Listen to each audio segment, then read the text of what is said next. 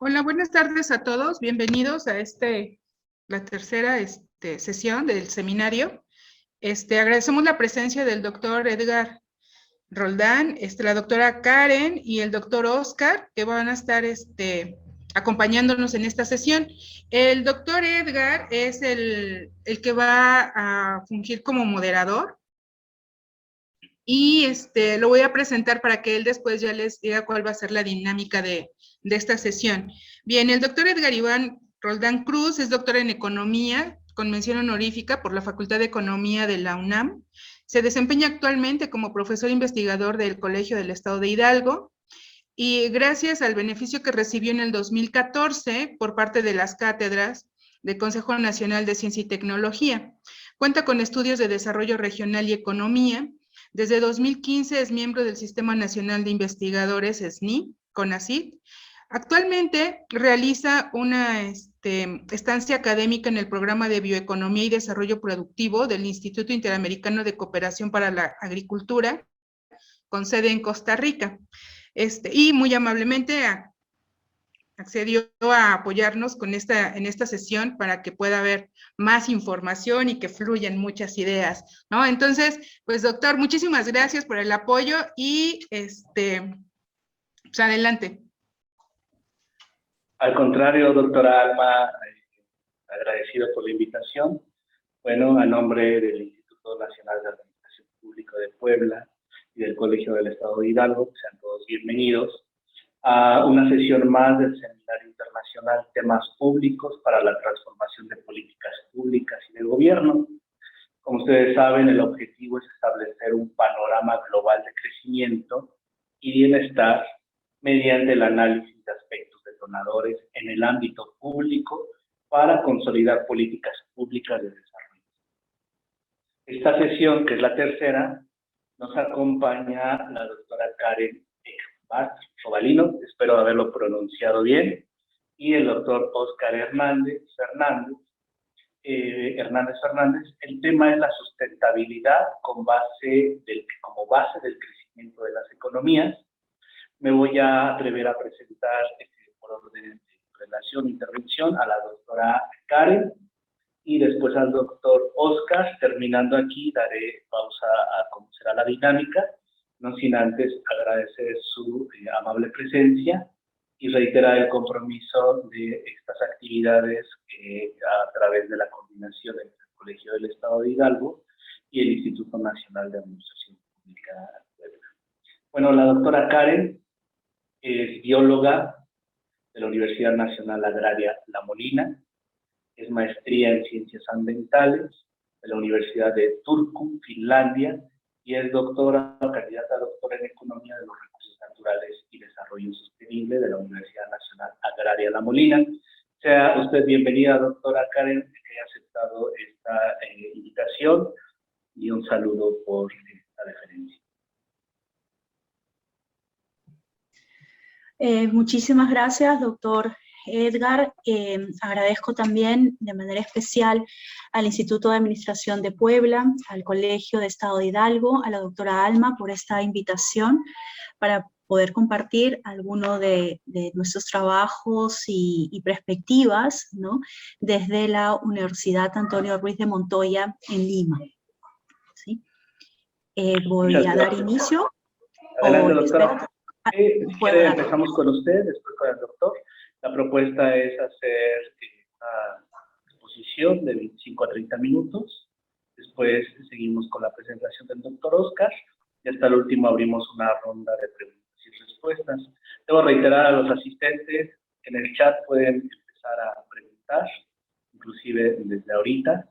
Y me piden los organizadores reiterarle si nos pueden ayudar con una encuesta de satisfacción.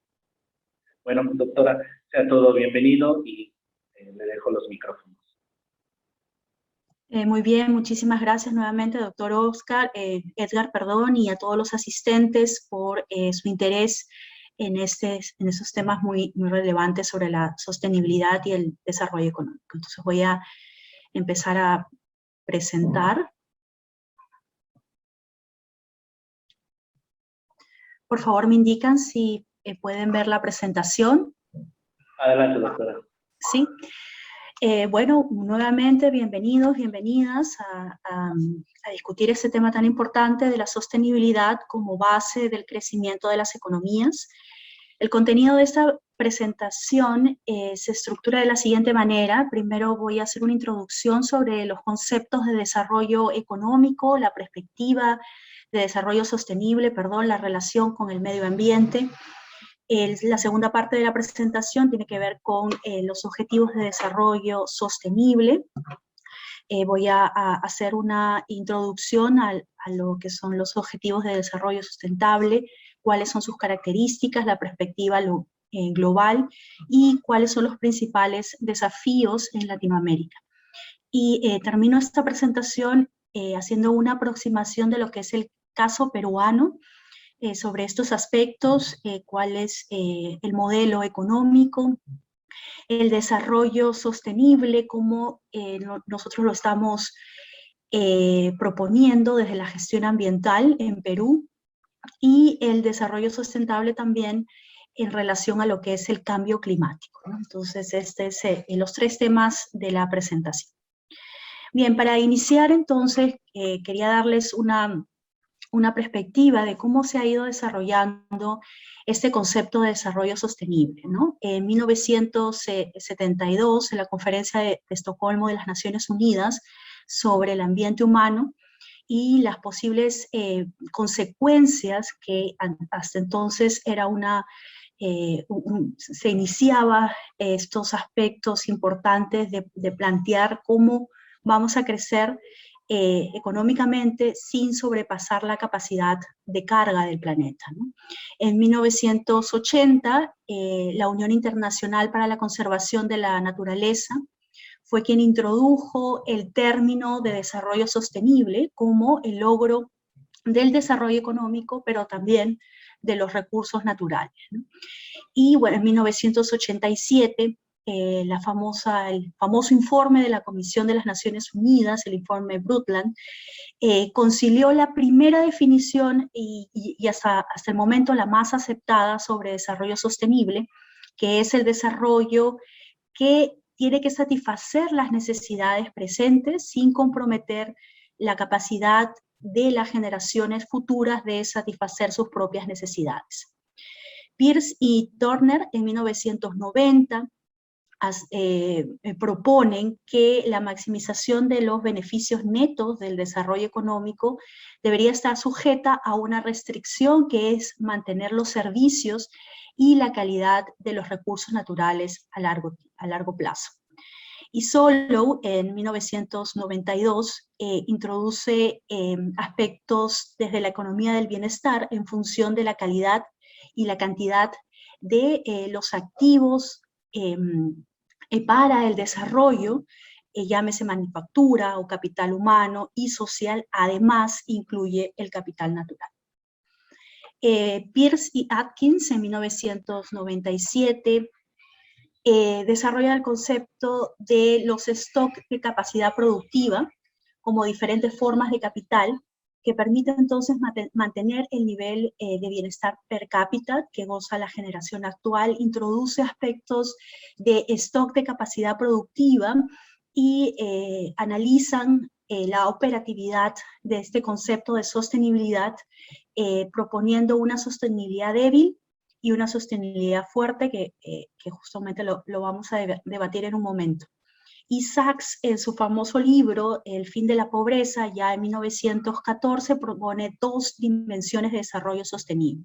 Uno, desde el ámbito intelectual, quiere decir que es importante generar conocimiento con un enfoque mucho más holístico que incluye la economía, el ambiente, la política, la cultura, para lograr la prosperidad, la inclusión social y la calidad ambiental, pero también a la par de esta transformación desde las bases académicas, es necesario que todos se comprometan para salvar el planeta y de esa manera el progreso humano tiene que estar asociado a las actividades económicas, pero tiene que tener fuertes lazos con lo que es la sociedad y el cuidado del ambiente.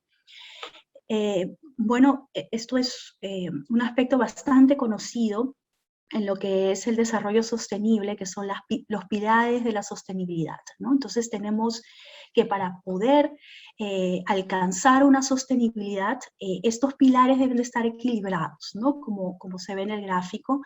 Desde una perspectiva económica, que vendría a ser el pilar económico, deberíamos de continuar produciendo riqueza para satisfacer las necesidades de la población mundial, pero que esto no menoscabe lo que sería asegurar un bienestar social, ¿no? Que reduzca las desigualdades, ¿no? Entre los pueblos del mundo, y que este avance en aspectos económicos y sociales tiene que estar alineado a lo que es la perspectiva ambiental, ¿no? De no degradar el ambiente, porque justamente debemos de mantener cierto stock de capital natural para las futuras generaciones. Y bueno, hablando del paradigma de sostenibilidad, es importante evaluar cómo medir esa sostenibilidad, ¿no? Entonces, como lo mencioné, Peirce introduce estos aspectos de sostenibilidad débil y sostenibilidad fuerte. En la sostenibilidad débil se indica que hay una posibilidad de sustitución de los capitales, ¿no? Entonces, si tenemos el capital de infraestructura, el humano, o el capital natural, ¿sí? Incluso un capital institucional, ¿no? Del desarrollo de las capacidades. En el concepto de sostenibilidad débil, cualquiera es sustituible, ¿no? Entonces, yo puedo hacer una reducción del capital natural, incrementando el capital de infraestructura, ya que en términos agregados el capital total va a mantenerse, ¿no? En cambio, la sostenibilidad fuerte indica que si hay un uso, una disminución del capital natural, este debería tener las condiciones, ¿no? Se debería desarrollar las estrategias, las condiciones adecuadas a nivel país o a nivel regional para que puedan reincorporarse o mantener el capital natural, ¿sí? En la misma medida que ha sido usado, ¿no? O sea, tiene que haber una restitución de los capitales, ¿no? De manera que no sean sustituidos por otros, ¿no? Eso es lo que menciona el concepto de sostenibilidad fuerte, y que me parece muy adecuado, de acuerdo, ¿no? Como lo que estamos nosotros viviendo a nivel mundial, que es precisamente un problema de degradación de nuestros ecosistemas, ¿no? De la pérdida de los servicios ecosistémicos y cómo eso afecta el bienestar de las personas, ¿no? Entonces, la diferencia sustancial entre ambos paradigmas es justamente la concepción de cómo se conserva esos capitales en el futuro. Y bueno, viendo cuáles son estos paradigmas de sostenibilidad desde una perspectiva neoclásica, ¿no? Desde la teoría económica neoclásica, en que el crecimiento económico puede continuar, ¿no? En este caso es este capital, que podría continuar casi indefinidamente, ¿sí? Aun cuando hay un agotamiento del capital natural, ¿no? Y desde la perspectiva ambiental, entonces, se menciona que la economía colapsaría, ¿no? En este caso, esta es la economía en una situación de colapso, ¿no? Debido al agotamiento de los recursos naturales, ¿no? Del capital natural. Y la sostenibilidad económica, esta perspectiva nos sugiere entonces que es necesario el crecimiento económico, ¿no? En este caso es esta curva, es necesario el crecimiento económico, ¿sí? Pero que favorezca el mantenimiento del capital natural, ¿no? A través de un sistema, de un ecosistema mejor manejado, mejor trabajado, ¿no? Y justamente esa es la perspectiva del último esquema aquí que les presento, el número D, que sería la restauración del capital natural. Entonces, estos planteamientos nos indican que no solamente es importante mantener nuestro capital natural, hacer un buen uso del material natural, sino que dadas las circunstancias actuales, nosotros tenemos la obligación de restituir aquellos ecosistemas que han sido perturbados o degradados. Justamente para poder, ¿no? Deberíamos entonces, como esta gráfica nos indica, esta curva, invertir en lo que es el capital natural para mantener o reconstituir o prevenir un colapso económico. El desarrollo sostenible y el medio ambiente, como lo acabamos de conversar, tiene una relación muy sólida, ¿no? Y en los países de América Latina y el Caribe, los recursos naturales pues representan el 50% de las exportaciones a nivel regional, y nuestros países albergan el 40% de la diversidad del planeta, ¿no? Tenemos alrededor de 900 millones de hectáreas de bosques entre diferentes tipos, bosques tropicales, templados, etcétera, y esos ecosistemas proveen servicios, ¿no? Tales como regulación hídrica, regulación climática, tanto a nivel local como a nivel global. Entonces, la degradación de estos servicios ecosistémicos, la pérdida de diversidad y la pérdida también de las tierras productivas, pues va a tener implicancias relevantes en lo que es el modelo extractivo, ¿no? En este esquema de sostenibilidad y cómo venimos desarrollando nuestras actividades, como el crecimiento humano no planificado, la expansión de la frontera agrícola, ¿no? Y otro aspecto importante, ¿no? Además de la degradación de nuestros ecosistemas, es la contaminación, ¿no? Un cuarto de ríos en la región se encuentran severamente contaminados por las aguas residuales domésticas y de producción agrícola e industrial. Entonces, según el concepto de desarrollo económico y cuál es su relación con los servicios que nos provee el ecosistema, ¿no? Los servicios de soporte, por ejemplo, el reciclado de nutrientes, la formación del suelo, de abastecimiento, que son aquellos que nosotros obtenemos directamente de los ecosistemas, como el alimento, el agua potable, los de regulación, que nos ayudan a controlar el clima, las inundaciones, el control de enfermedades, purificación de agua, y los culturales, ¿no? Los valores estéticos, espirituales, educacionales, recreativos, ¿no?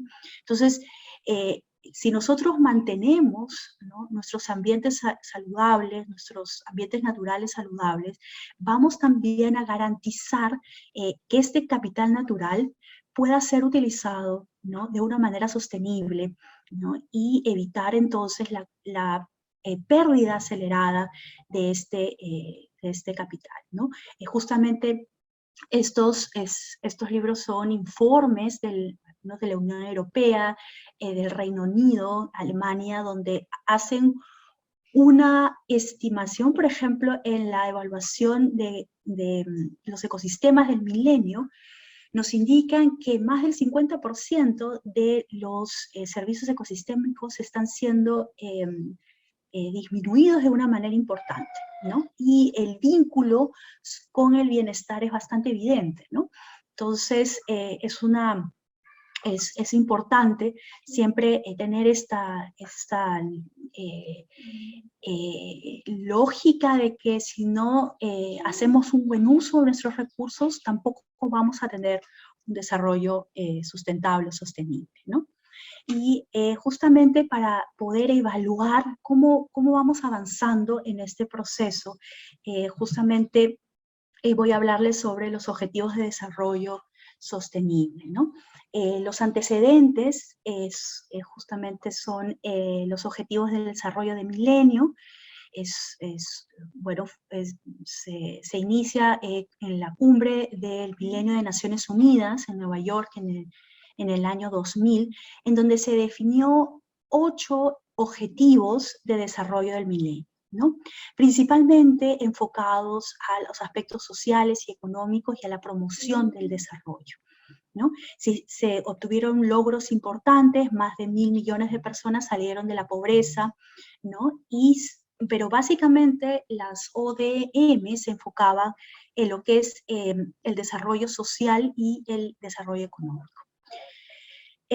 Luego, hacia el 2015, ¿no?, un llamado de la ONU para reevaluar estos objetivos en busca de poner fin a la pobreza, proteger el planeta y garantizar que todas las personas gocen de prosperidad y paz hacia el 2030. Entonces se reevaluaron esos objetivos y se plantearon 17 objetivos de desarrollo, ¿no?, sustentable, que están integrados. Este planteamiento tiene 169 metas y 300 indicadores, ¿no?, a diferencia de las ODM, que estaban enfocadas principalmente en indicadores de pobreza, ¿no? En las ODS incluye también metas mucho más ambiciosas enfocados a lo que es el manejo y el cuidado del medio ambiente, ¿no? Y sobre todo con una relación hacia lo que es el cambio climático, ¿no? Entonces se hizo una estimación de cuáles serían los costos para poder, los costos estimados para la implementación, ¿no?, entre 5.000 billones y 7.000 billones por año, ¿no? Y realmente la asistencia oficial, ¿no?, que se tienen como dato del 2018, tenía una cifra muy inferior, ¿no? Solo abarcaba un 2.7% de lo que se requiere para financiar estas iniciativas, ¿no?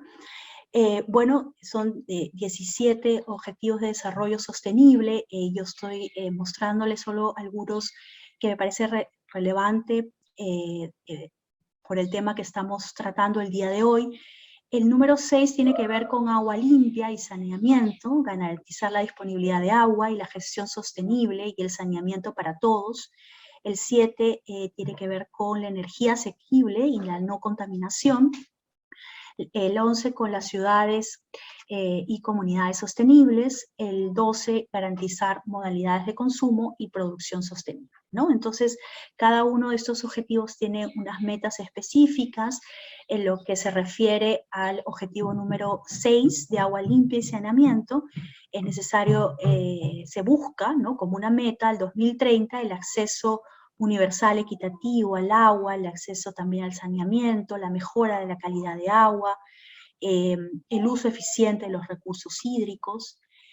En la meta número 7, que es energía asequible y no contaminar, ¿no?, lo que se busca entonces es el acceso universal, ¿no?, a una energía más limpia, ¿no?, desarrollo de energías renovables. Y lo que se refiere al objetivo número 11, que son ciudades y comunidades sostenibles, bueno, el acceso a la vivienda y servicios básicos adecuados, mejorar los barrios marginales, una urbanización también que sea planificada y gestionada de manera adecuada, ¿no? Y finalmente, el objetivo número 12, la promoción y consumo responsable, tiene que ver con la gestión sostenible y el uso eficiente de los recursos naturales, ¿no?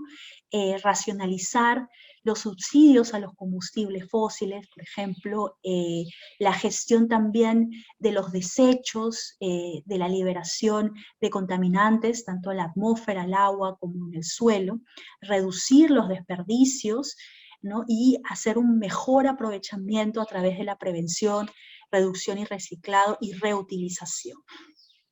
Y estos objetivos pues se integran, ¿no? Aquí hay un ejemplo de cómo el objetivo número 12 de producción y consumo responsable se integra al objetivo 1 de fin de la pobreza, al 7 que hemos visto, ¿no?, de energía asequible y no contaminantes, las ciudades sostenibles, la vida submarina y la vida de los ecosistemas terrestres. Entonces, en realidad estos objetivos de desarrollo sostenible tienen que ver de manera directa con los alcances que nosotros tenemos a nivel de Latinoamérica y el Caribe. Tenemos muchos desafíos, somos una región del planeta que presenta la mayor desigualdad, tenemos poblaciones vulnerables, tenemos medidas de desigualdad que todavía estamos lidiando, ¿no? Estos son los índices de desigualdad, por ejemplo, hay una disminución, pero todavía nos falta bastante. ¿Cómo debemos concentrar entonces nuestro esfuerzo en las personas que aún viven en la pobreza? Que como información al 2016 teníamos 186 millones de personas que todavía sufren de hambre en nuestra región, y la población vulnerable, pues, por supuesto, son los niños, los pequeños agricultores, los pueblos indígenas, etcétera, ¿no? ¿Y cuáles serían las causas? ¿Cuáles son de este desafío tan grande que tenemos en nuestra región? Es básicamente la estructura económica, una estructura económica dual que tiene un sector muy moderno de alta productividad, pero también sectores de baja producción bastante precarios, que los ingresos entonces no son suficientes, ¿no? Entonces tenemos una economía como discriminación, ¿no? Discriminatoria entre sectores dominantes y sectores subalternos, ¿no?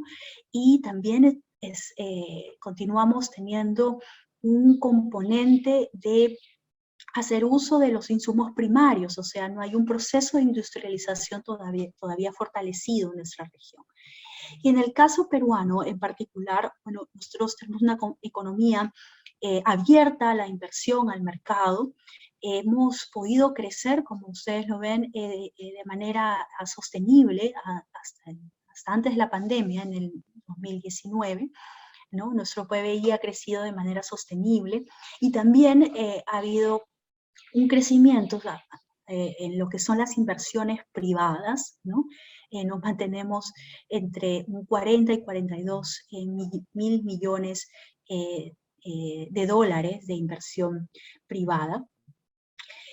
Y lo que sería la evolución en nuestro país de los índices de la pobreza, me estoy refiriendo al Perú, la evaluación de la incidencia de la pobreza monetaria. Esto es un dato de hasta el 2018, podemos ver que el porcentaje respecto a la totalidad de la población ha ido disminuyendo.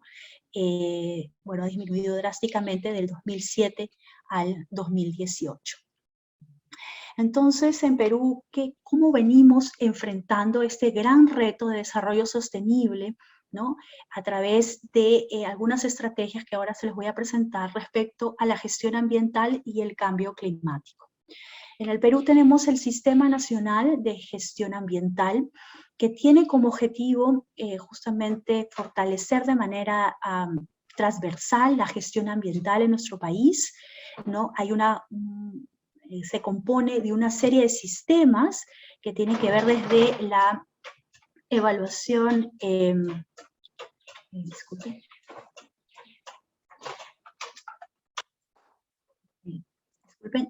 tiene que ver entonces desde estos planteamientos que nos centra, ¿no? En un sistema compuesto por una serie de elementos que nos llevan justamente a poder cumplir con nuestros objetivos ambientales, ¿no? Poder disminuir los vacíos, ¿no? Y evitar las superposiciones, la duplicidad. Entonces, este Sistema Nacional de Gestión Ambiental en el país, en el Perú, se compone por el Sistema Nacional de Evaluación de Impacto Ambiental de Áreas Naturales Protegidas, el Sistema de Evaluación y Fiscalización Ambiental de Recursos Hídricos, Información Ambiental. También hay estrategias nacionales de diversidad biológica, cambio climático y ordenamiento territorial. Tenemos un Plan Nacional de Acción Ambiental al 2021, que justamente nos ayuda como un diagnóstico del estado ambiental y de los recursos naturales y sus potencialidades para el desarrollo sostenible, ¿no? Tenemos entonces hasta el 2021 metas y acciones claras y priorizadas, ¿no? Y una agenda que se enfoca en 4 ejes, que es la diversidad biológica, el cambio climático, la calidad ambiental y la gobernanza ambiental. A la par tenemos otras iniciativas en torno a la gestión ambiental y desarrollo sostenible, como son los lineamientos para el crecimiento verde, que es un impulso de crecimiento económico y desarrollo que justamente garantice que los activos ambientales continúen, ¿no?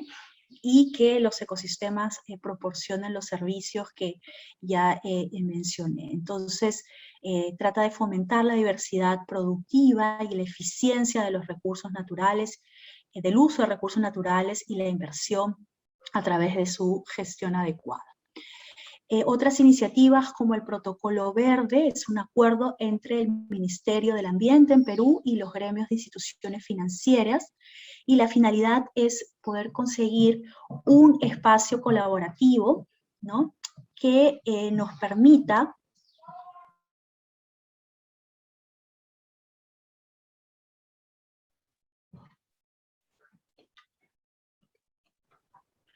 Tu micro, Karen. Doctora, su micrófono, y recordarle que me quedan 3 minutitos. Ahora sí, ya, perfecto, hubo una desconexión ahí momentánea. Recordarle, doctora, que le quedan un poco de 3 minutos. Sí, estoy terminando. Justamente este protocolo verde tiene como finalidad lograr un espacio colaborativo entre los sectores públicos y privados para incorporar los criterios de sostenibilidad. Se está impulsando también la ruta de finanzas verdes, que promueve la gestión del sector financiero para la implementación de acciones que incluyan el componente ambiental, y la Estrategia Nacional de Biocomercio y su acción, y tiene un plan de acción al 2025 que justamente tiene que ver con desarrollar una labor conjunta entre miembros de la Comisión de Promoción de Biocomercio en Perú y actores relacionados al desarrollo y la promoción de los productos derivados de la biodiversidad. Y para culminar, el tema de cambio climático y desarrollo sostenible. Como ustedes saben, el IPCC presenta estos reportes periódicos sobre cuáles serían los escenarios considerando el incremento de el incremento de la temperatura, ¿no? Entonces, tenemos estas proyecciones a nivel mundial de cómo estaría cambiando nuestro planeta si se dan los escenarios más radicales o más conservadores en incremento de la temperatura, y cómo también variaría la precipitación, ¿no? En Perú, el impacto del cambio climático está relacionado principalmente a lo que es la desarticulación de los ciclos agrícolas, la pérdida de cultivos, la migración campesina, enfermedades también como infecciosa, dengue, malaria, y la intensificación de la condición de pobreza, ¿no? Uno de los aspectos bien importantes, sobre todo en Perú, es la pérdida de los glaciales tropicales, que han retrocedido un 22% en los últimos 25 años, y esto genera pues una pérdida importantísima de nuestros recursos de agua, ¿no?, nuestros recursos hídricos.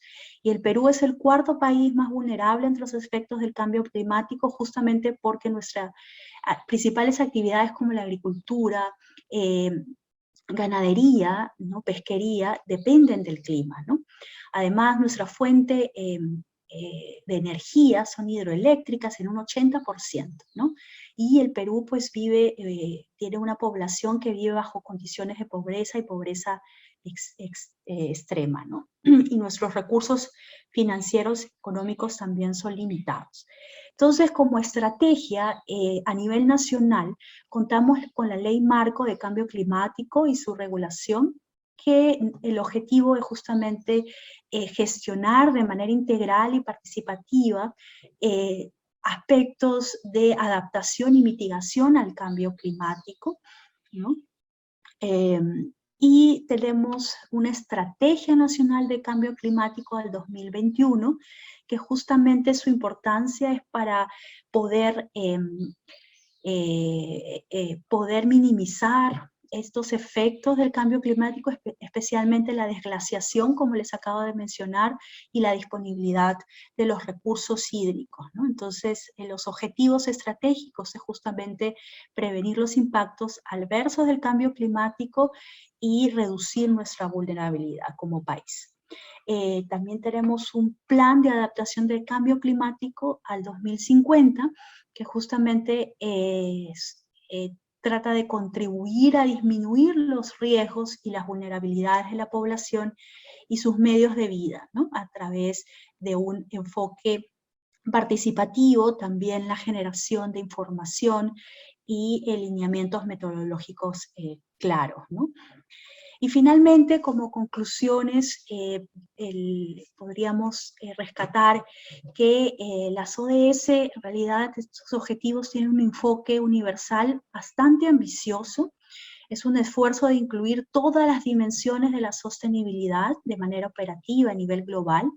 Es cierto que tiene demasiados indicadores, más de 300, entonces es un reto bastante importante, pero sin embargo es importante recalcar este enfoque, ya que compatibiliza lo que es el crecimiento económico sin perder o sin comprometer la conservación y el aprovechamiento de los recursos naturales, ¿no? El concepto de desarrollo sostenible, pienso que ahora más que nunca está vigente, impulsado por estos objetivos de desarrollo sostenible, pero también se está reflejando en los nuevos paradigmas de desarrollo económico como es la economía circular.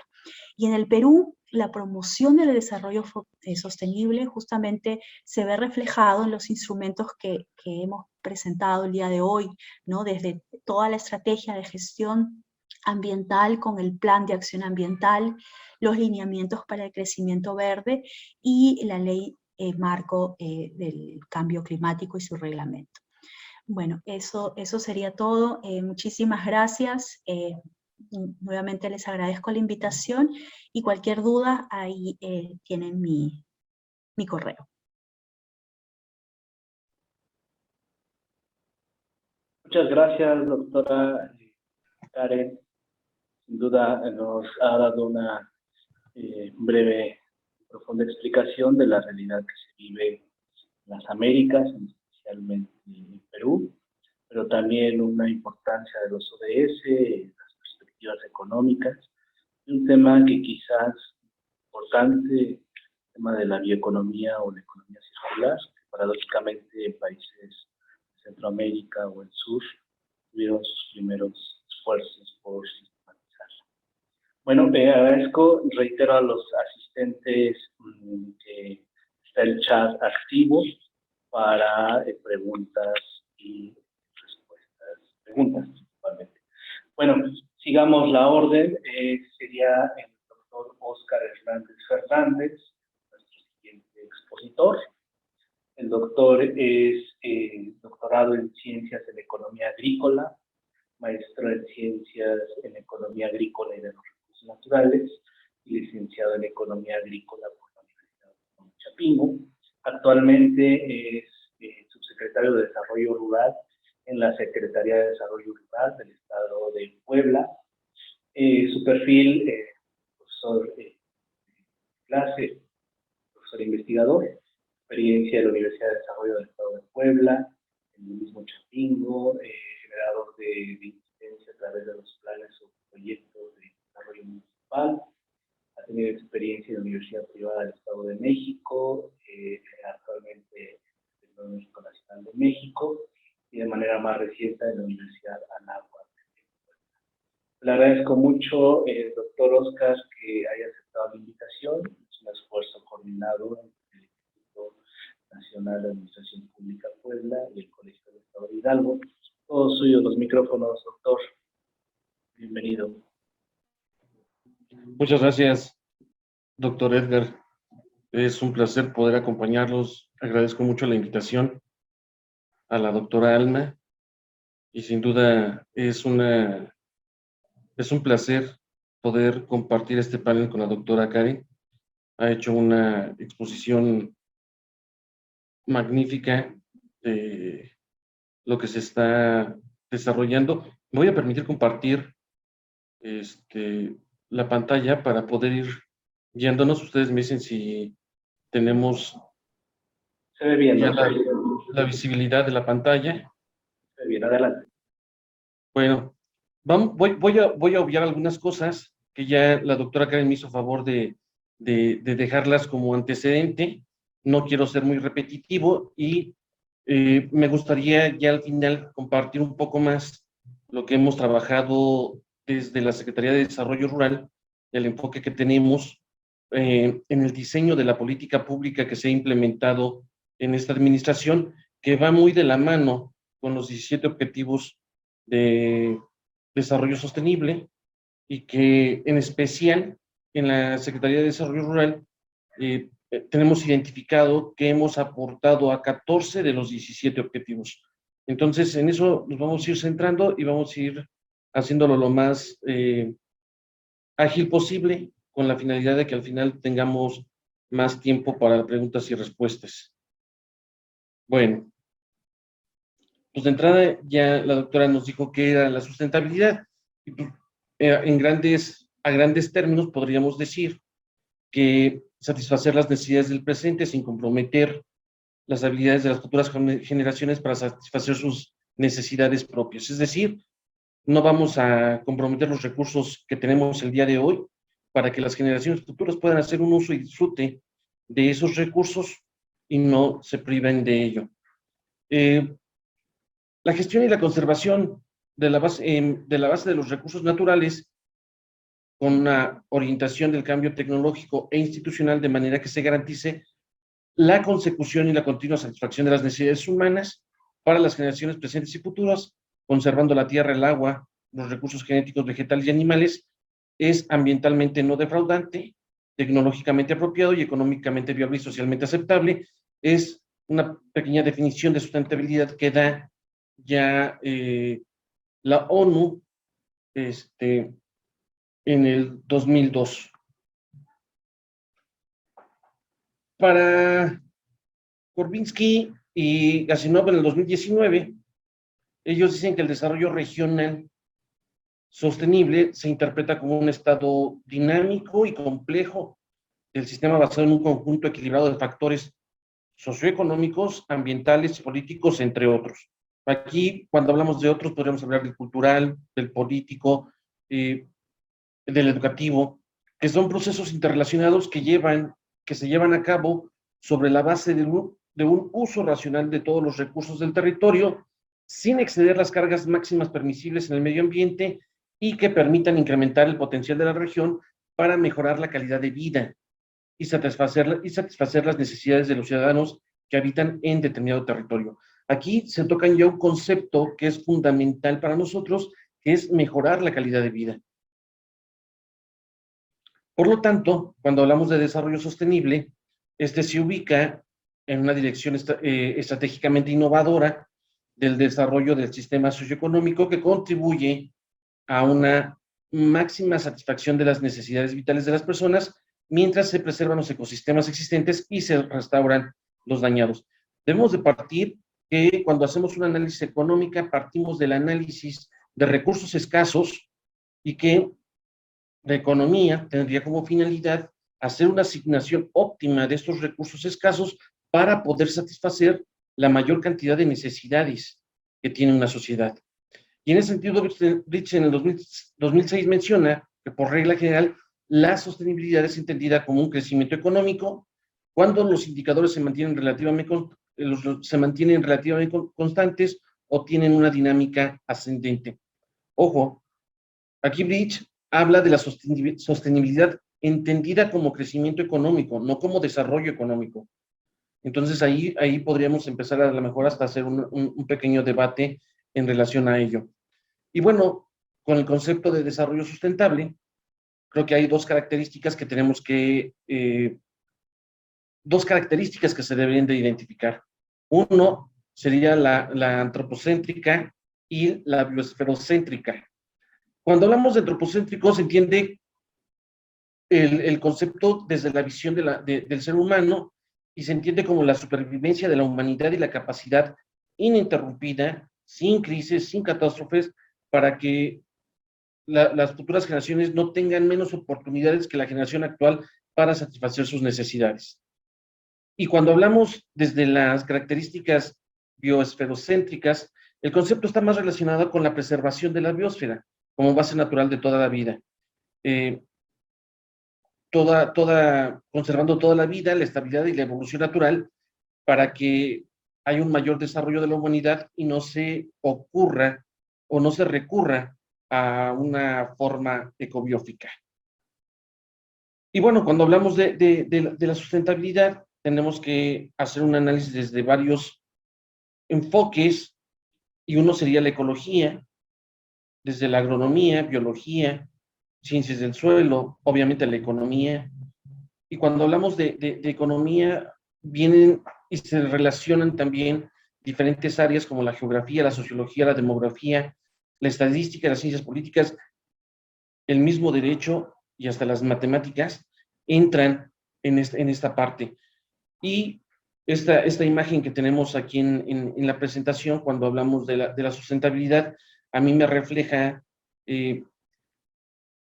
esa esfera donde se deben de identificar las áreas en común entre la parte ambiental, la parte social y la parte económica, para tener una conjunción o la unión de conjuntos, y esa área común podría representar la sustentabilidad, porque permitiría tener un equilibrio entre la parte ambiental, social y económica, que es lo que prácticamente estamos buscando en todas las esferas. Esta parte ambiental es referirnos a la parte humana, a la parte ecológica, a la parte nutricional. Cuando hablamos de la parte económica, es pensar en la parte sustentable y cooperativista. Y cuando hablamos de la parte social, es pensar en los derechos humanos, en la parte cultural y en ese desarrollo equitativo.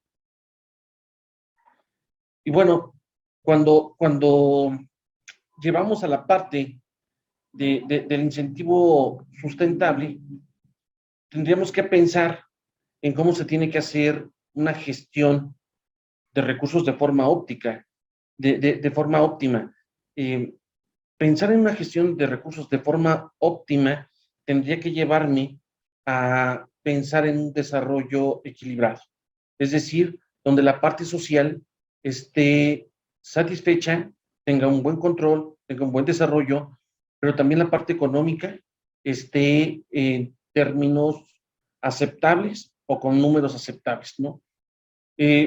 Si hablo de la parte sustentable, tendría que pensar en que toda la energía se sustenta en medios renovables. Y ojo, aquí podría caber muy bien el enfoque de la economía ecológica. Cuando uno hace un análisis a través de la economía ecológica, que es un área que no es relativamente nueva, no tiene mucho que se está desarrollando, pero pensar en términos de economía ecológica me permitiría identificar el uso de la energía que se requiere para poder obtener productos finales. Es decir, no voy a calcular el costo de un bien consumible en términos de los costos de producción. Lo tendría que estar calculando en función de la energía que yo estoy utilizando para poder obtener ese bien. Y entonces el costo del producto no estaría únicamente en función de los costos de producción, sino de toda la energía que se está utilizando para obtener el bien, pero también de la energía que se está desperdiciando para obtener ese bien. Y cuando hablamos de que debemos de procurar la biodiversidad, pues entonces es hablar del medio ambiente con una economía sustentable, con medios de producción sustentables que puedan ser viables. Y pensar en la sostenibilidad implicaría entonces tener esta parte de la economía, esta parte social, esta parte del medio ambiente como algo interrelacionado. Y una de las herramientas en este momento que creo que podemos impulsar, y ya lo mencionaba la doctora, es sin duda alguna la economía circular. La economía circular se va a convertir en una de las herramientas que a futuro vamos a estar utilizando y vamos a estar trabajando con mucho mayor énfasis, siempre y cuando nos vayamos a un análisis más objetivo del desarrollo y de la economía. ¿Qué es lo que o cómo hemos estado trabajando la economía en los últimos años? Los últimos años, después de la Segunda Guerra Mundial, se crea un indicador que es el Producto Interno Bruto. se homogeniza su uso, se estandariza la metodología, que es lo que permite que hoy en día todos los países puedan utilizar este indicador como unidad de medida y poderse comparar entre sí. Sin embargo, el PIB únicamente va a medir el crecimiento de la economía en términos de unidades de producción, de bienes finales que se están produciendo dentro de la economía, sin importar si para producir esos productos o esos bienes se está dañando la economía, se están desperdiciando recursos naturales, se está afectando el medio ambiente, o qué contradicciones podría tener en ese sentido el impulsar un indicador como el Producto Interno Bruto a costa de el deterioro de los recursos naturales. Yo recuerdo mucho que decían, el PIB no distingue entre la buena actividad económica y la mala actividad económica, porque tú puedes estar contabilizando algo que salve la vida de los niños, como vacunas o medicinas, pero también estás contabilizando la producción de balas que pueden matar a esos niños. Entonces, ahí es donde también tenemos cierta contradicción. Y bueno, finalmente, el PIB es un indicador que nada más viene a establecer la medición del crecimiento económico, contabilizando cuántos bienes finales estás produciendo en un periodo de tiempo dentro de un país o una área determinada. Y entonces, esto es parte de lo que lleva a que podamos pensar entonces en la economía circular, que es un sistema que es restaurativo y regenerativo por intención y diseño, que hace énfasis en la energía renovable, en la eliminación de químicos tóxicos, en la reutilización y en la eliminación de los sistemas sociales de producción o institución perjudiciales a la sociedad. ¿Qué es lo que ha ocurrido con la economía en los últimos años? Y sobre todo en la economía con el enfoque neoliberal, pues ha estado basada y su función ha sido consumir. El consumo, de hecho, si ustedes analizan cuál es la fórmula del PIB, tenemos que el Producto Interno Bruto es igual al consumo más la inversión, más el gasto de gobierno, y si es una economía abierta, tendremos que sumar el saldo de la balanza comercial, pero la variable que mayor peso tiene es el consumo. Y entonces ha sido la finalidad, consumir, consumir, consumir, sin importar cómo estarías dañando.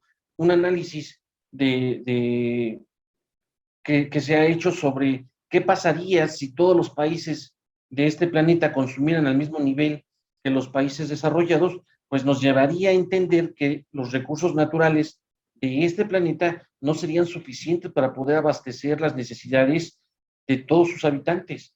Si nosotros consumiéramos al nivel que tiene un consumidor de Estados Unidos, necesitaríamos 4 planetas más para poder tener el mismo nivel de consumo.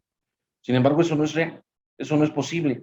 Entonces, eso nos tiene que llevar a hacer un replanteamiento de todo lo que estamos generando. Y ustedes saben que desde que se empieza a utilizar la parte esta de la obsolescencia programada, ustedes lo pueden constatar con muchos de los productos que utilizan en el día a día, desde una computadora, una impresora, un teléfono celular, un televisor, una memoria, una USB, tal pareciera que llegando a determinado tiempo, cuando el producto estaba funcionando de manera correcta, en determinado tiempo empieza a fallar y eso te lleva a tener que renovar el bien que se está consumiendo. Entonces, esta parte te lleva a tener que hacer una extracción de recursos naturales de forma desmedida. Y en la economía circular, entonces, pues estás hablando de la innovación en productos, cuando tendrías que estar contemplando el residuo, el repensar en los nuevos productos, en reducir, en reusar, en reparar, en reformar, en recrear, reutilizar y reciclar y recuperar lo que se puede de lo que estás consumiendo. Y entonces esto nos va a llevar a generar un nuevo esquema. Esto lo voy a aplicar porque ya la doctora lo mencionó con anterioridad, y esto es de lo que nosotros hablábamos al inicio de esta plática o de esta charla. En la sustentabilidad tenemos a la sociedad, tenemos a la economía y tenemos al medio ambiente, y obviamente en la sociedad estamos hablando de la población, estilo de vida, cultura, organización, y la sociedad va a poder ofrecerle bienes y servicios a la economía, o la economía estaría dando bienes finales y servicios a la sociedad, y la sociedad estaría dándole mano de obra a esta parte. Esto sería como el modelo simple de economía, en donde tenemos a los elementos, al mercado, a la población, y cómo se interrelaciona, cómo se interrelaciona esta parte.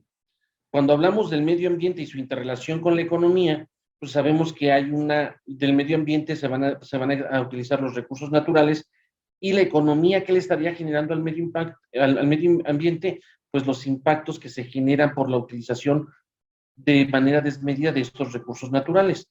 Y cuando nosotros buscamos cuál puede ser la relación entre el medio ambiente y la sociedad, pues la sociedad va a generar impacto en el medio ambiente por la reutilización o por también el uso desmedido de los recursos, y el medio ambiente, ¿qué le estaría ofreciendo a la sociedad?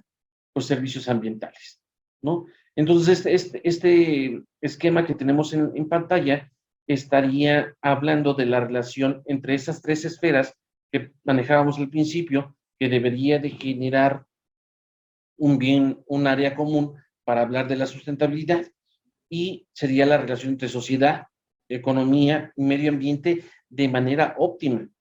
Es decir, donde la economía pueda hacer uso de los recursos naturales sin afectar los recursos para un futuro, donde la sociedad pueda hacer uso del medio ambiente sin generar efectos negativos de ella, y que el medio ambiente, cuando pueda proporcionar servicios ambientales a la sociedad, pueda satisfacer las necesidades que tiene en términos ambientales esta sociedad, y que al medio ambiente no le cueste poder ofertar este tipo de servicios. Entonces, este es un esquema que representa muy bien esta parte. Y cuando hablamos de la sustentabilidad en el desarrollo, sabemos que es un proceso no lineal que se adopta en las circunstancias, se promueve a través de estrategias, el desarrollo está enfocado en un futuro deseado, hay una transformación y evolución de una sociedad cuando estamos trabajando en ello. Pensar en el desarrollo es hablar en términos multidimensionales, y eso nos lleva a que esto se tenga que trabajar de forma transversal y de manera interinstitucional. Y esto, por supuesto, es muy bueno porque te permite poderlo abordar desde varias perspectivas. No me quiero adelantar mucho, pero sí les puedo decir que muchos de los documentos que hoy se están trabajando o que se trabajaron para poder diseñar e implementar una política de desarrollo en Puebla tienen que ver mucho con una política intersecretarial, pero también con procesos transversales.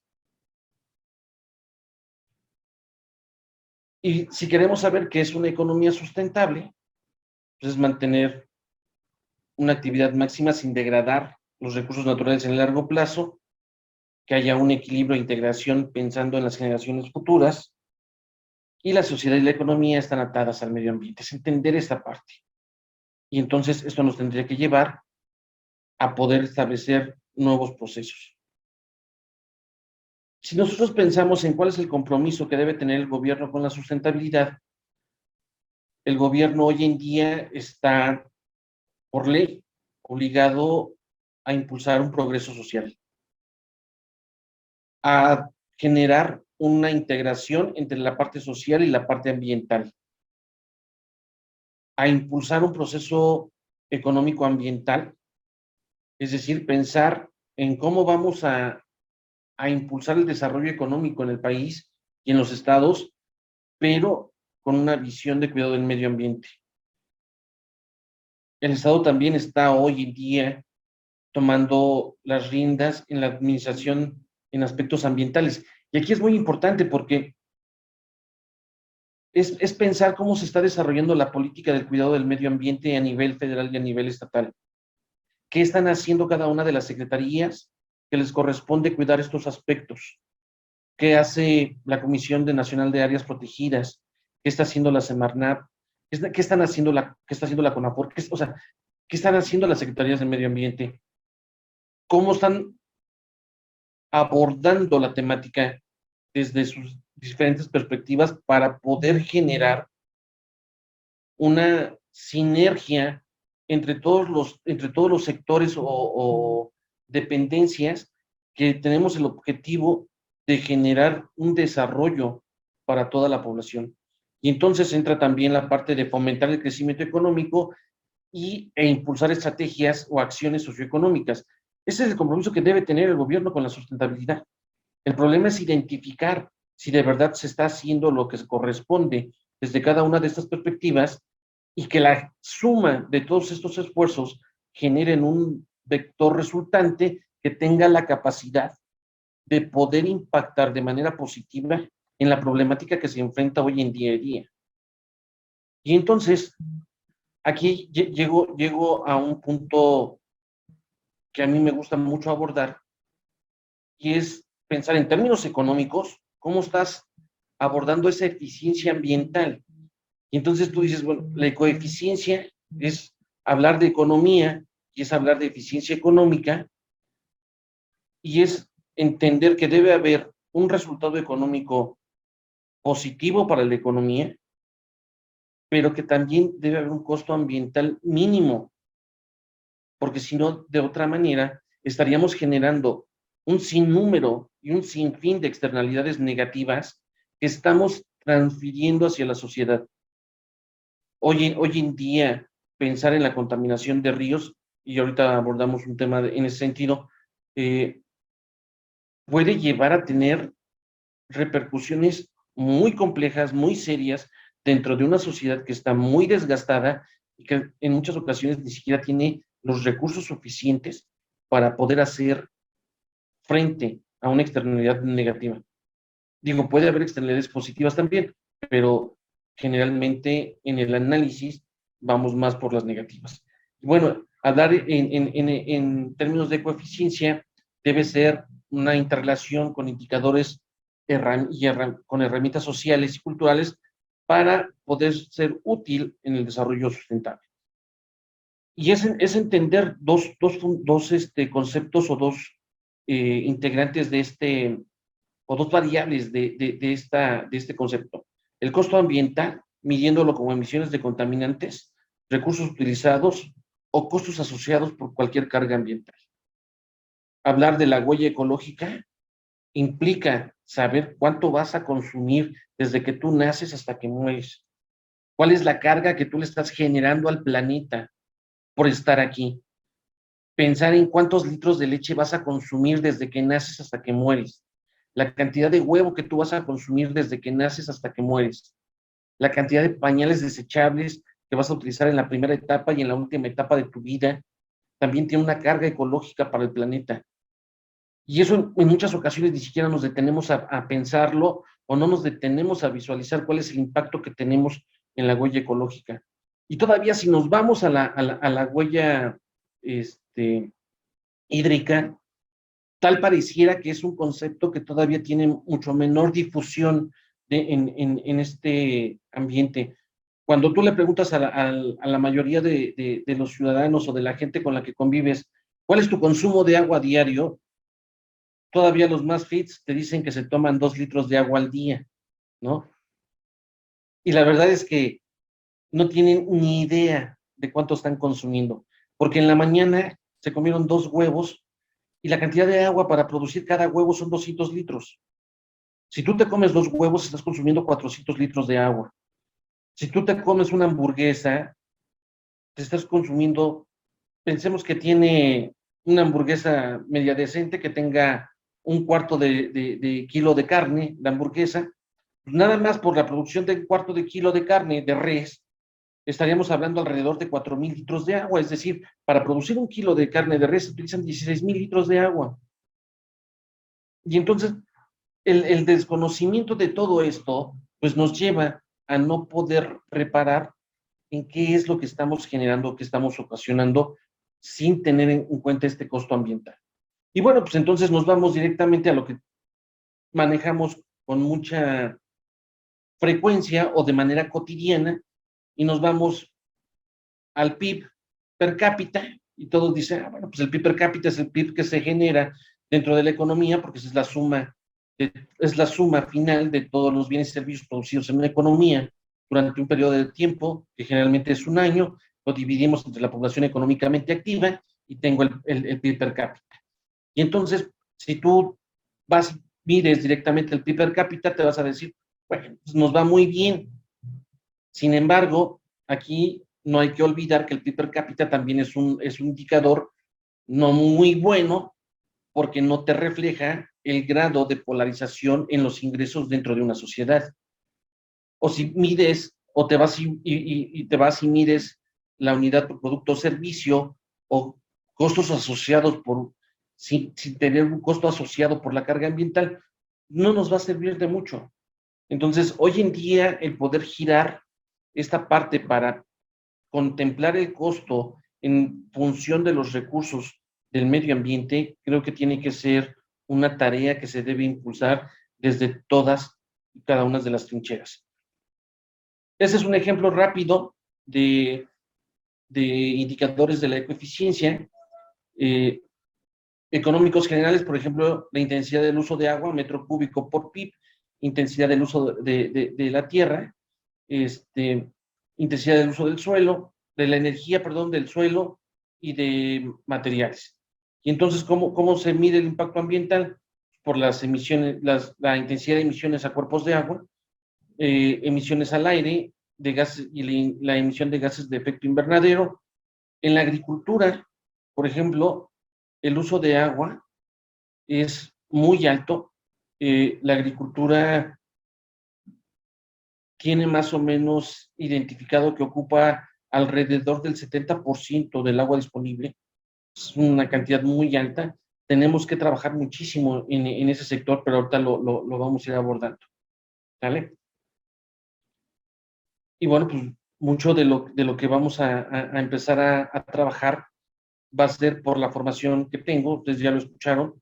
Yo soy chapinguero, soy de formación economista con orientación agrícola, y eso me permite poder empezar a trabajar esta parte. Cuando nosotros hablamos de una producción agropecuaria, y sobre todo, ¿por qué es importante hablar de la producción agropecuaria? Porque hoy en día uno de los grandes problemas a los que se enfrentan no solo la sociedad en México, sino cualquier sociedad, es hablar en términos de la seguridad alimentaria. Si tú como país tienes seguridad alimentaria, vas a ser capaz de tener independencia económica, financiera, política, social. El problema es cómo lo puedes llevar. Sí, doctor. Disculpe, tengo el mal puesto de ser moderador y tengo que decirle que quedan unos 5 minutitos. Disculpe. Gracias, que se interrumpa. Gracias, doctor. Bueno, voy a introducir rápidamente esta parte. Entonces, cuando hablas de esto, tendrías que pensar en que la producción agropecuaria, la producción de alimentos, tiene que estar diseñada sin generar una presión ambiental. Y entonces tendríamos que hablar de el acostadero para los animales, es decir, cuál es la superficie que va a utilizar cada uno de ellos para poder alcanzar un rendimiento óptimo, cuáles son los fertilizantes que tú vas a utilizar sin dañar el medio ambiente, que te permitan tener una producción aceptable para que puedas recuperar tus costos de producción, pero tampoco afectes el medio ambiente. El uso de energías renovables y que esto te permita tener una reducción en tus costos de producción, pero que también estés utilizando técnicas y tecnología que te permita ser eficiente a la hora de producir y, obviamente, irle pegando menos a la deforestación. Esta parte del desarrollo rural, como un conjunto de actividades y acciones de diversos actores que se llevan a cabo para el progreso de las zonas rurales. Quiero identificar nada más de manera rápida cuáles son las prioridades del desarrollo rural. Tiene que ser la reducción de la pobreza, por supuesto, que está orientado a los objetivos de la Agenda 2030, seguridad y suficiencia alimentaria, fin del hambre, objetivo 2, conservación de los recursos naturales, que también lo tenemos en los objetivos de la 2030, agua, que también va a estar en la Agenda 2030, pero ojo, empoderamiento de las comunidades locales, es decir, hacer una participación para tener un desarrollo desde lo local. Es decir, tendríamos que hacer una participación efectiva de la población en las zonas rurales y aprovechar los saberes que se han generado en este camino. En relación a Puebla, les podría decir que se tiene un programa sectorial de desarrollo rural donde tenemos acciones muy específicas para implementar o para impulsar la tecnificación del riego, paquetes tecnológicos orgánicos. Hoy los paquetes que se entregan o que se impulsan como apoyo de la Secretaría también los estamos trabajando para que el productor pueda ir haciendo esa transición de lo químico hacia lo orgánico. Impulsamos la certificación sanitaria, una reconversión productiva en cultivos de alto valor comercial, e impulsamos la creación de una infraestructura hídrica con la finalidad de hacer un uso más eficiente de un recurso escaso como lo es el agua. Tiene un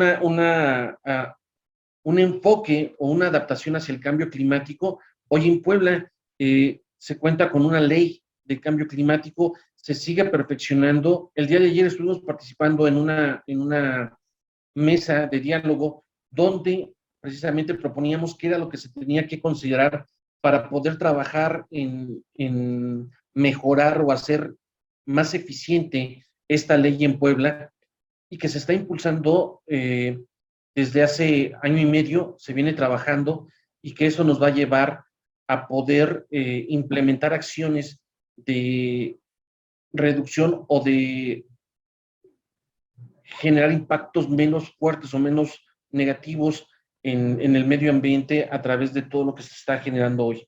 Y entonces, prácticas de conservación y asociadas a cultivos, reducción de usos de agroquímicos, manejo responsable de envases para poder contaminar menos, servicios ecosistémicos y medios de vida en el campo poblano.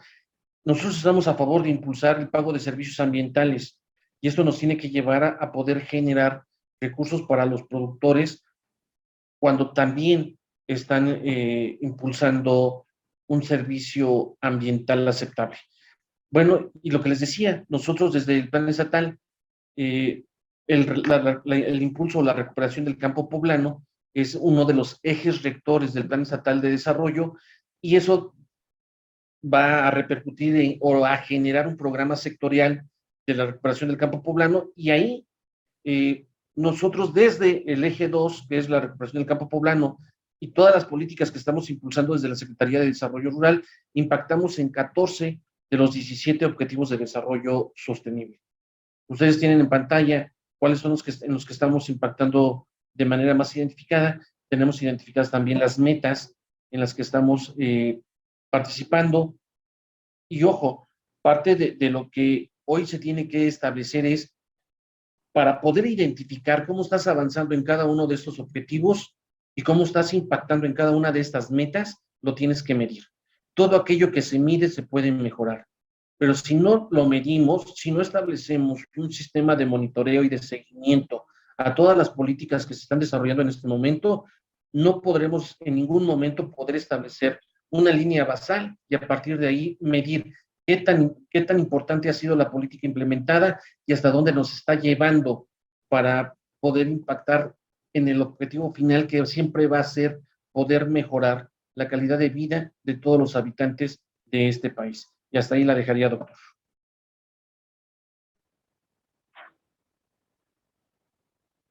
Muchas gracias, doctor. Disculpe que lo haya interrumpido. Tengo una labor un poco desafortunada en este momento. No se preocupe, entendemos la dinámica. Ser moderador. Agradezco su exposición, y al igual que la doctora que la antecedió, sin duda usted nos ha dado un panorama no solamente teórico-práctico, sino también ya la incidencia en la toma de decisiones o el tema de la política pública, que creo es importante. Actualmente, como usted lo menciona, hay una ley, hay criterios ya de ejecución. Creo que son alcances que sin un aparato jurídico, una bolsa específica y cómo medirlo y quién medirlo y qué medir, pues sin duda no tendríamos un panorama del tema de ejecución. Aquí en el ICA el tema de biomasa ha tenido economía mucho empuje. Actualmente Uruguay con un formulario, una metodología para medir biomasa o bioeconomía en el Producto Interno Bruto, el modelo uruguayo. Creo que podría ser un buen punto para las Américas. Bueno, agradezco su deferencia, doctor. La siguiente etapa consiste, al igual que la doctora, su participación en una serie de preguntas. Vemos en el chat que nos dicen y la planta. Bueno, para la doctora Areción, Perú tiene resultado de aplicación del modo de restauración de capital natural. No sé si quiera comentarnos algo. Sí, bueno, lo que se viene desarrollando en Perú en restauración está bastante alineado a los compromisos a nivel internacional de recuperación de áreas degradadas, ¿no? Somos parte de esta iniciativa 2020 que tenían también los países de Latinoamérica y el Caribe de poder recuperar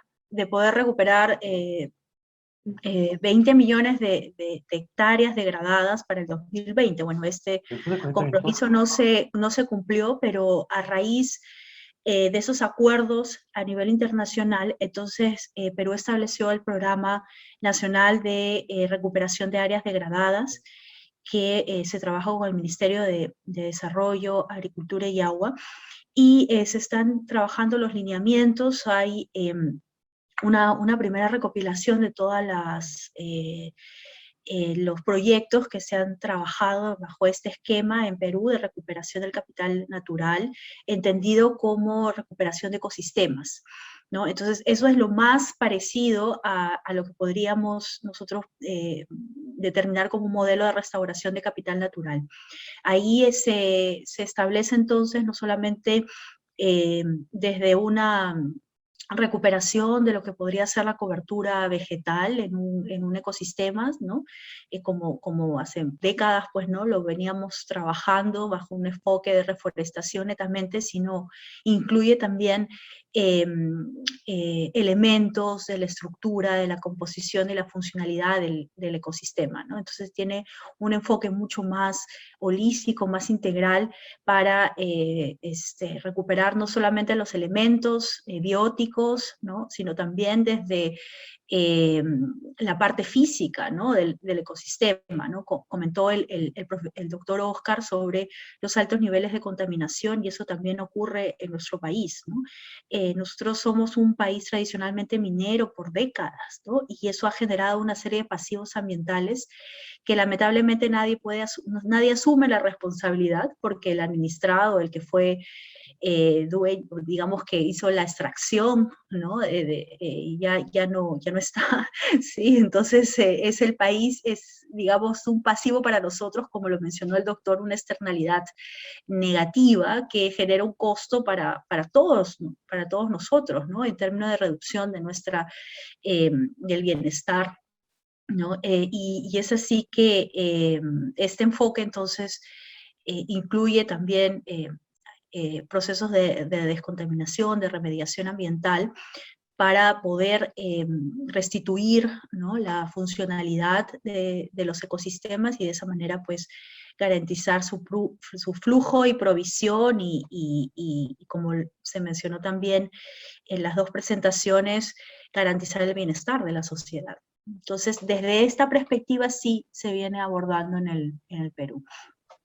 Muchas gracias, doctora. Doctor Oscar, ¿cree usted que la sociedad se está involucrando en la sustentabilidad? ¿De ser así como lo están haciendo? Mencionan en el chat. Puedo decir que para nosotros fue bien gratamente sorprendente el hecho de identificar que la sociedad está muy preocupada ya en términos y en cuestiones ambientales. Para poder construir este programa sectorial del que hacía referencia en la presentación, en la Secretaría impulsamos 22 foros regionales donde la base fue la participación ciudadana. Fueron foros de consulta de participación ciudadana en 22 regiones en las cuales tenemos dividido el estado, donde se invitó a participar a autoridades municipales, a productores, a líderes y a gente que de alguna manera representa o tiene cierta importancia tanto política, económica o social dentro de la región. Y algo muy, muy grato fue poder identificar que una de las problemáticas a las que mayor énfasis tenían los productores era al problema del agua y el cuidado del medio ambiente. Entonces, si tú me preguntas si hay una participación ciudadana, por supuesto que hay una participación ciudadana. Ellos mismos están identificando cuál es la problemática que tienen enfrente y yo siempre voy a abogar por impulsar las consultas o los diagnósticos participativos comunitarios, porque cuando tú trabajas con diagnósticos participativos comunitarios, identificas de primera mano la problemática que se está viviendo en la región o en el sector que estás analizando. Puede ser desde una comunidad, un municipio, una región, un distrito o hasta un estado, y vas a identificar la problemática que se vive desde lo local, que está viviendo el ciudadano, pero también identificas cuál es la posible solución a esa problemática, porque ellos son los que conviven día a día con ese problema. Y en esa convivencia diaria te permite identificar qué es lo que se está generando. Y la otra, te podría decir que nosotros tenemos identificada una participación comunitaria muy alta, porque una de las estrategias que estamos impulsando desde la Secretaría de Desarrollo Rural es la formación de escuelas de campo. Y entonces, a través de esas escuelas, se abordan las problemáticas que tienen para productos específicos que se pueden considerar productos de un potencial alto en la región y que podrían ser impulsados como polos de desarrollo.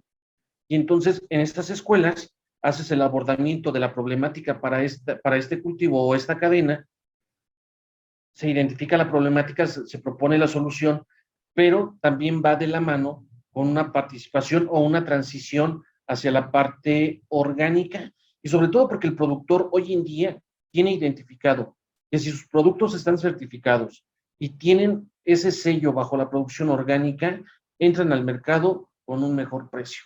Y finalmente ellos entienden que al tener mejores precios van a poder incrementar el ingreso que tienen dentro de sus familias y eso le va a poder permitir satisfacer una mayor cantidad de necesidades. Y obviamente si nosotros disminuimos las necesidades dentro de la familia, vamos a poder hablar de un desarrollo y una mejora en la calidad de vida del productor, que finalmente ese es el objetivo que tenemos dentro de la política que se enmarca para la Secretaría de Desarrollo Rural en el estado de Puebla. Muchas gracias, doctor Oscar y doctora Karen. Yo, en esta tarea de ser moderador, tengo una pregunta que me gustaría que ambos desde su territorio, desde su incidencia, pudieran interactuar o pudieran dar su punto de vista. Como es bien sabido, hace cerca de 2 años, muchas cosas han cambiado desde la llegada de la pandemia. Hay nuevos conceptos que ya se vinculan más a la sustentabilidad, como es el enfoque de capacidades o el enfoque de resiliencia, ¿no? Contarnos su experiencia a través de esta toma de decisiones, porque como usted lo menciona, doctor Oscar, el tema de producción para bienestar o el tema del campo, tiene mucho que ver con la empatía o apatía del productor. Si el productor no desea o si quiere, está vinculado con una certificación o con una comercialización. Creo que es un paso importante, un paradigma diferente a lo que teníamos en temas de transferencia tecnológica en el campo o en el sector agrícola. No sé si quiere expresar primero la doctora Karen, que nos cuente su perspectiva de cómo lo viven en el Perú, y después el doctor Oscar, y con eso cerraríamos. Y hasta el último unas palabras de la doctora Alma. Bueno, yo le podría hablar un poco desde el ámbito académico, ¿no? Que es en el que me desenvuelvo, ¿no? Me parece que lo que menciona sobre el desarrollo de capacidades y resiliencia es fundamental, sobre todo en este periodo que hemos vivido ya 2 años de esa situación de pandemia, yo lo que he podido acercarme a lo que son los productores, por ejemplo, ha habido un retorno más bien hacia las áreas productivas. Yo trabajo con agricultores de café y más bien lo que ha sucedido es lo inverso a lo que usualmente estábamos acostumbrados, que los agricultores dejaban muchas áreas porque no era rentable la agricultura, ¿no? Particularmente café, los precios estaban muy bajos. Entonces ha habido una reactivación en ciertas regiones con ciertos productos en nuestro país, dada el retorno de muchos agricultores, muchos pobladores que preferían tener una actividad más comercial en ciudades, ¿no? Porque por décadas pues la agricultura no es rentable, pero ahora con esa situación que estamos viviendo, más bien justamente se está dando mayor importancia a lo que es la producción, ¿no? de nuestros alimentos en el campo, justamente para mantener o mejorar la seguridad alimentaria. Entonces, eso es lo que se está notando en nuestro país, que en muchas zonas los agricultores están retornando a las áreas que tradicionalmente han sido abandonadas. Y bueno, ahí desde un enfoque que estamos conversando de sostenibilidad, pues tendría que tener una mayor regulación por parte de los gobiernos, de los municipios, ¿no? De cómo se hace entonces ese uso del territorio, ¿no? Porque en nuestro país, en Perú, se hace de manera bastante desordenada, ¿no? Y eso puede generar mucho de de las consecuencias que venimos hablando, ¿no? Contaminación, mal manejo de los recursos hídricos, deforestación, la pérdida de servicios ecosistémicos. Entonces, el problema, creo yo, recae en ¿dónde hacemos qué? ¿No? Y cómo podemos mejorar la rentabilidad a través de enfoques tecnológicos que valoren más un incremento en lo que podría ser la rentabilidad, o sea, hacer más rentable una unidad de territorio más que la extensión sin ningún control de las actividades, agrícolas, principalmente las que yo estoy más vinculada, ¿no? Entonces, me parece que es una excelente oportunidad para poder hacer ese replanteamiento, ¿no? Pero la pregunta que sigue es, ¿tenemos las capacidades en nuestros gobiernos regionales, locales, para poder hacer este planteamiento más sustentable del uso, en ese caso, del suelo? Ahí todavía nos queda la duda y de repente tenemos importantes vacíos en cómo generar un proceso más sustentable, ¿no? Sobre todo en estas condiciones que nos ha tocado vivir, ¿no? Y que debería ser el momento para hacer ese replanteamiento, precisamente ahora, ¿no? Muchas gracias, doctora. Pues creo que hay las Américas, la palabra o las dos palabras son generales, hay muchas asimetrías, hay casos bondadosos y hay casos igual del extremo, ¿no? Creo que ahí viene el replanteamiento. Doctor Oscar, no sé si quiera comentarnos su perspectiva, su visión. Pues fíjate que para nosotros ha sido muy sorprendente el periodo de la pandemia. Te voy a decir que el sector primario es un sector estratégico dentro de la economía. Es la producción de los alimentos para la sociedad. Independientemente de si estés en pandemia o no, tú tienes que seguir trabajando y tienes que seguir produciendo. Y esa fue una indicación que nosotros tuvimos desde los primeros días. Al considerarse un sector estratégico no podíamos parar. Y fue muy grato ver cuáles son los resultados ya en las estadísticas en los últimos días, porque te puedo decir que para el caso de México, la balanza comercial agroalimentaria ha sido positiva por más de $5,000 millones. Es decir, que la actividad en el sector primario fue todavía muchísimo más grande, fue más alta, fue la que permitió mantener de alguna manera no una caída tan drástica de la economía, porque la economía en el sector secundario y en el sector terciario prácticamente estaba detenida.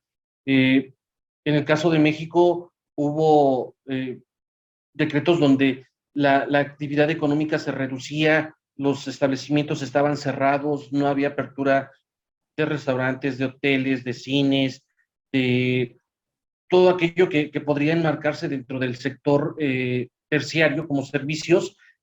La parte de la industria o el sector secundario con la transformación, muchos de ellos tuvieron que disminuir al mínimo su producción por el miedo al contagio o porque simplemente las cadenas de suministro se vieron interrumpidas. Sin embargo, en el sector primario no se detuvo la actividad. Seguimos trabajando, nosotros seguimos, nunca paramos la actividad dentro de la Secretaría, estuvimos entregando todos los apoyos y los programas. Para que tengas una idea del nivel de trabajo que traíamos en la Secretaría en el 2020, el presupuesto para la Secretaría en el 2020 fue 5 veces más grande que lo que tuvo en el 2019. Entonces eso implicó tener una mayor cantidad de programas, una mayor cantidad de beneficiarios, una entrega de recursos a los productores de manera directa más alta, y hoy en día la política es entregar el recurso directamente al productor sin intermediarios para poder evitar esas cadenas de suministro que de repente se engrosaban mucho y el bien final no terminaba en manos del productor y se iba perdiendo en el camino. Estamos evitando toda esa parte. Y un dato que te puedo compartir es que en términos del indicador trimestral de la actividad económica para el estado de Puebla, en el 2019, por ejemplo, en el cuarto trimestre, este indicador fue negativo. Sin embargo, ya para el cuarto trimestre del 2020, identificábamos un crecimiento del 4.4%. No quiere decir que el sector primario sea el único que abonó a ello, pero sí te puedo decir que para nosotros fue la pandemia la oportunidad de demostrar que el campo o el sector agropecuario tiene una viabilidad económica. Cuando se hace el análisis dentro de toda la cadena de producción, obviamente el identificar que este primer eslabón donde se siembra, se produce, se cosecha, es la parte más vulnerable de todo el proceso, porque es donde existe la mayor cantidad de riesgo en la pérdida de recursos económicos. La pandemia permitió que muchos de los actores o sectores que anteriormente no confiaban en este sector primario, hoy lo estén haciendo. Y lo vemos con una mayor cantidad de derrama a través del financiamiento para impulsar nuevos productos, nuevos esquemas, innovaciones tecnológicas dentro del sector primario, y creo que eso viene a abonar en esa deuda histórica que se tenía con el campo en México. Muchas gracias, doctor. Yo comparto un dato que pude ver, donde en esta pandemia las centrales de abasto que estaban a la baja, que ya no eran el rol importante de comercialización de sectores primarios, se fortaleció, pero se fortaleció por el pequeño productor, y las grandes cadenas comerciales, que muchas veces son transnacionales, parece que tuvieron ciertos problemas en canales de distribución y lo pusieron sopesar con las centrales de abasto que son históricas en México. Un dato importante porque esto fortalece, como usted dice, y da continuidad al pequeño productor y a todos aquellos que siguen produciendo. Yo le agradezco mucho, doctor, su participación. Creo que fue muy gratificante. Agradezco y es notable la experiencia que se está viviendo en Puebla, al igual de la doctora Karen, desde una perspectiva académica nos pudimos dar una idea o dar cuenta de cuál es la realidad de las Américas, en especial el Perú. No me resta que agradecerle, ojalá que tengamos algún momento de coincidir físicamente. Y 2 anuncios más. El último es contestar la siguiente encuesta, que está en el holograma. Y, no sé, darle la palabra a la doctora Alma, no sin antes agradecerle la deferencia y la confianza por permitirme estar aquí con ustedes. Muchas gracias, doctora. No, al contrario, muchas gracias, doctor Edgar.